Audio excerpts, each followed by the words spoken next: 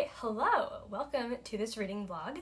This week, my goal is to read like RM, or BTS's Kim Namjoon, and there's kind of three main reasons I've decided to do this. The first one is that I looked through the list, and actually the books that I had read that were on the list, of which there were a good number, like 4 or 5, I really enjoyed them. And so it seems like the books that we've both read, we both enjoyed, which is promising as far as book recommendations from him goes. So for example, Stories of Your Life and Others, 1984, Norwegian Wood, When Breath Becomes Air, all these books were on his list, and I've read all these books and really enjoyed them, and so it's promising that his book recommendations will be good books for me to read as well. So that's the first reason.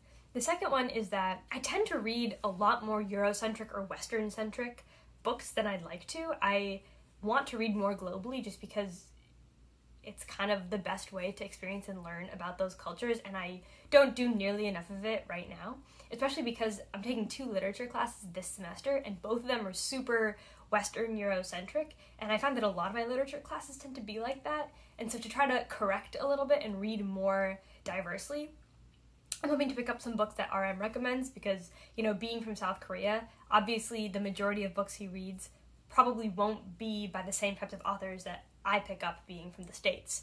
And even based on his list, he has a lot of Japanese authors, a lot of South Korean authors, just a lot more range than I do. So I'm pretty excited about that. And the third reason is that I just really like BTS and RM specifically. And so, it seems like those 3 reasons are more than enough for me to try to make this video.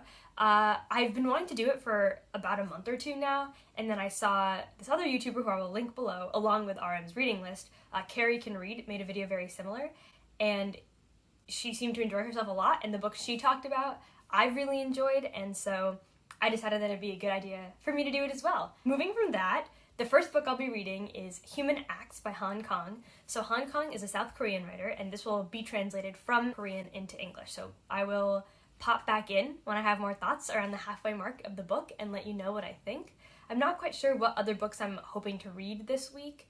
It'll depend a little bit on how I feel about Human Acts and just, what I'm feeling like reading. It's still a little bit up in the air, we'll see. But for now, I'm pretty excited to get started, and I will check back in with you when I have something else to say.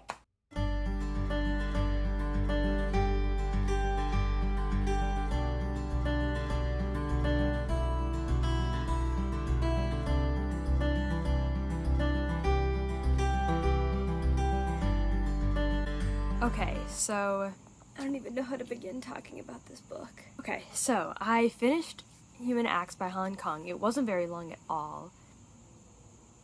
I think it might have been the best book I have read this year.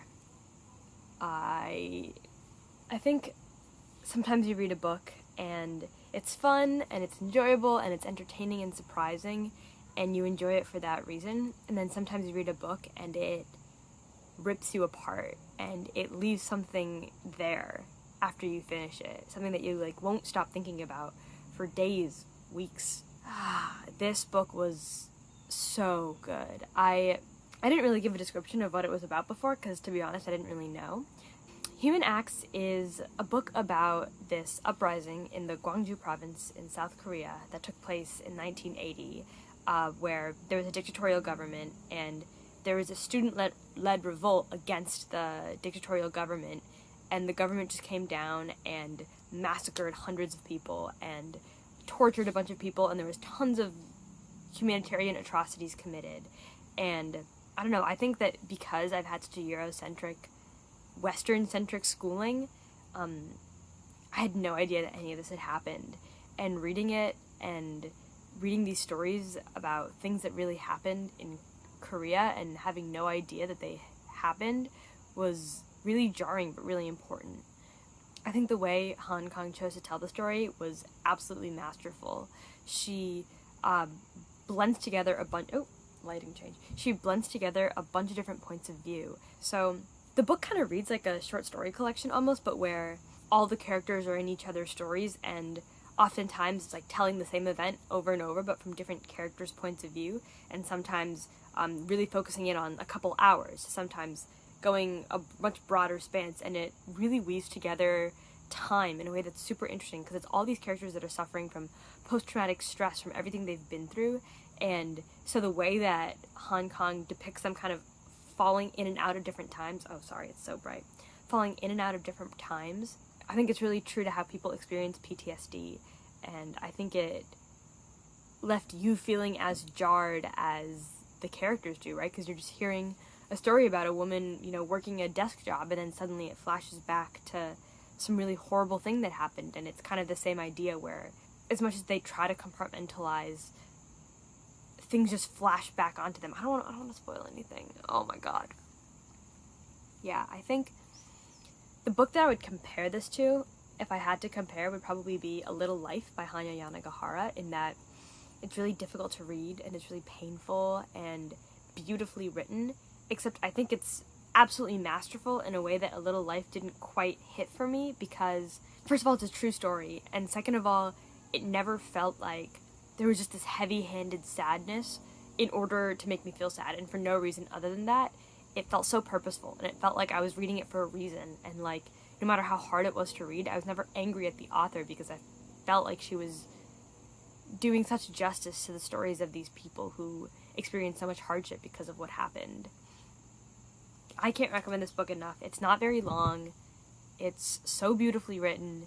It's, I don't know, it's like, as the title suggests, it's a tribute to humanity, but kind of showing the good that people do and what people are willing to fight for, but then also the atrocities that people can commit, and this streak of cruelty that maybe goes through all of us that we're not willing to look at until we have to. This was like an absolute 5-star read. I don't know, I sat down and read the entire thing beginning to end. I could not put it down, and I'm still reeling a little bit.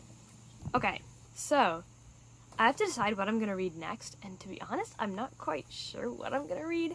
This is the one that, like, is translated into English, is available at my library, and wasn't too long, and I really want to read more translated works. I don't want to just read the books on RM's list that are readily available to me because they were written by American or English, British authors, but I don't think all the books I'll read will be able to fit that, just because so many of the books he recommends either aren't translated into English from Korean or are really not readily available or well known, and so I'm having a lot of difficulty finding them, but we'll see what happens. Okay, quick interruption from Anusha from the future, who is editing, to say I never told you what book I ended up reading. So I decided to start Kafka on the Shore by Haruki Murakami. I had read another Murakami, Norwegian Wood, before, and I was really excited about picking up another one. And this ended up being one that was kind of a feasible length and available at my library, and I hadn't read it before. So I ended up going for this one. And all the footage you're going to see next is the footage of me going through Kafka on the Shore. Sorry I did not preface that very well over the course of me vlogging the experience. I'm new to this. Give me a break. That's all I have to say. Okay, I know this is statistically unlikely, but it is very possible that this book is going to be another of my favorite books of the year, or that I've ever read. So, RM really knows what's going on. Wow, okay, I should talk about what it's about. Yes, okay. So, Kafka on the Shore is this magical realism book that takes place in Japan, and it follows, I guess, two storylines mainly. One is a story about Kafka Tamura, who's a 15-year-old who's running away from home, and him making his way in the world. And then one storyline is this story of a teacher and 16 students who go into the woods in like the 1940s, and then randomly all the students pass out and then wake back up again. And it's kind of offshoots of that story and the ramifications of that event in the student and the teacher's lives, and a lot of stuff surrounding that. And you sort of feel that these two stories are connected somehow, and they start to get more and more connected as the book goes on. But right now I'm only like a little bit less than halfway through it, so I don't yet have a clear grasp on how they're connected, and I'm very excited to figure it out. I love this book. I definitely like it way more than Norwegian Wood. I think that there's aspects of magical realism to it which are so satisfying and really interesting and unexplained, which I like, and it's a lot less sad.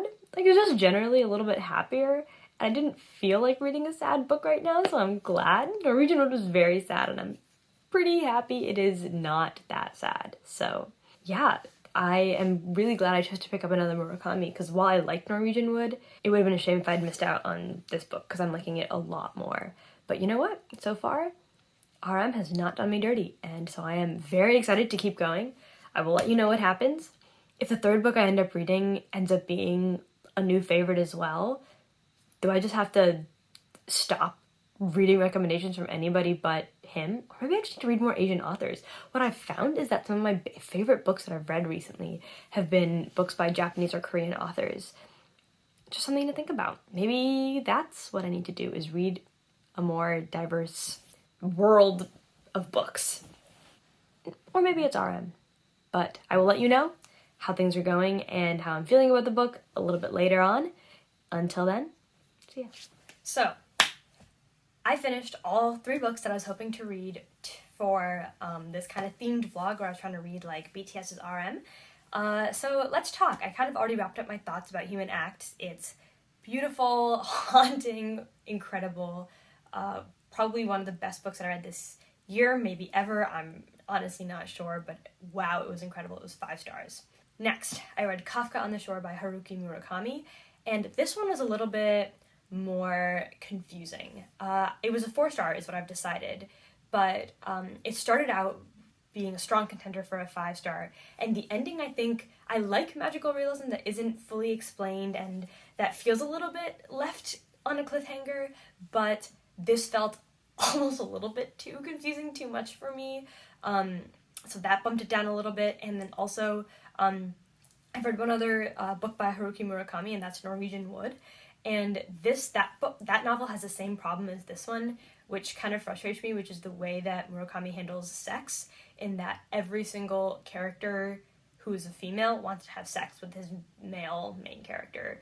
And that, like, complex is very creepy and off-putting to me, and I didn't love that at all. And I don't mind, like, sexuality or, like, sex in books, but it's just a lot all the time. It doesn't really make any sense 95% of the time, so I just generally don't enjoy it.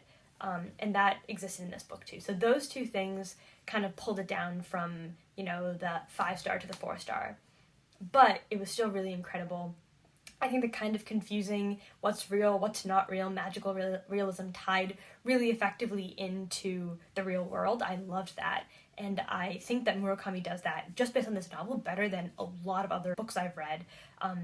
It reminds me kind of Helen Oyeyemi, whose short story collection, What Is Not Yours Is Not Yours, I read earlier in the summer, except weirder, if that makes sense. It is more bizarre and more magically real, and it only gets more and more bizarre as the book progresses, which I think I liked up to a certain point, at which point I started to dislike a little bit. I think it got a little bit too weird, even for me, even though I like some,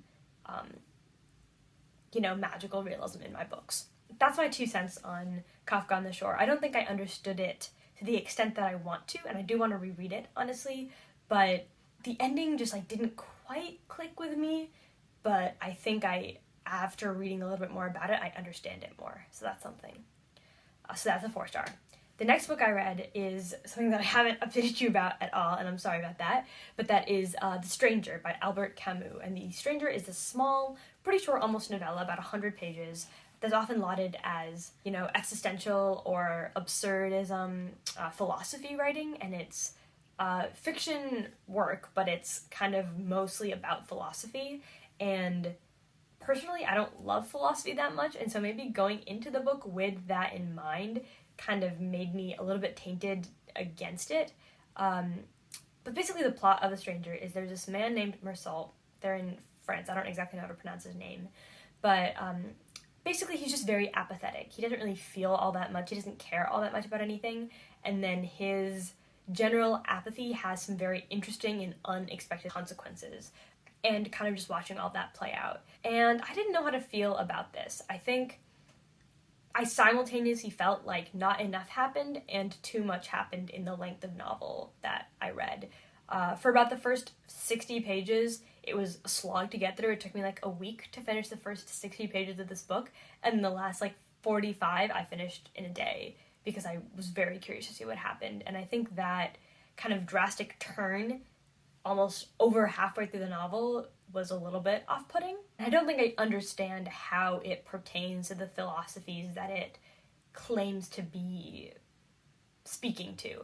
And so that also was a little bit off-putting. This is probably like a 2.5 star for me because it wasn't actively bad, and there was definitely moments where I was very curious to see what happened and I wanted to keep reading, but I generally felt vaguely apathetic towards it, much like the main character actually. So, not like, oh wow, that was terrible, god, it was trash, but also not like, wow, I loved that, that was amazing. So yeah, that's what I got for you. Those are the 3 books that I read. I think overall I'm very relieved, because if I didn't like the books that RM had recommended, it would feel sad, to me at least. Probably not to most other people, but to me.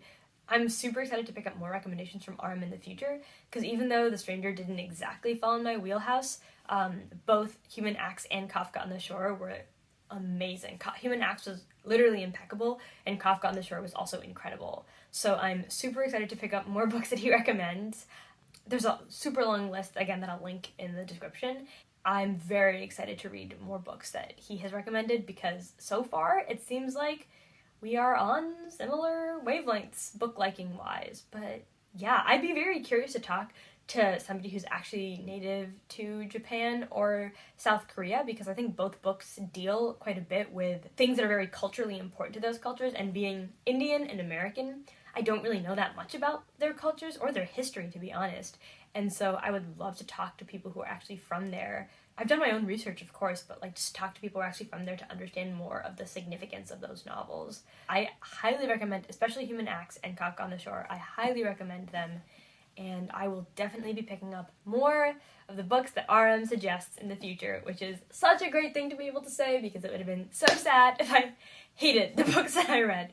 So, that is good. What did I learn from this experiment?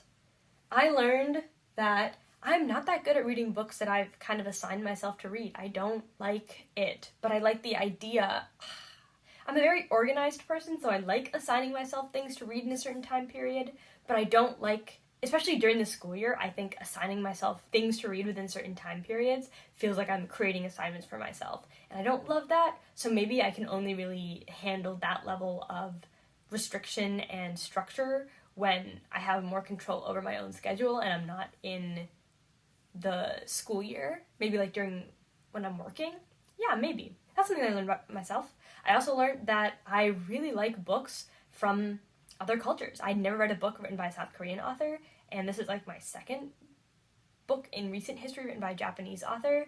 I'm really excited to pick up more books from global authors and cultures, and more books that RM recommends. So overall, very successful experiment. I'm very happy that I did it. And I will see you guys in the next video. Bye!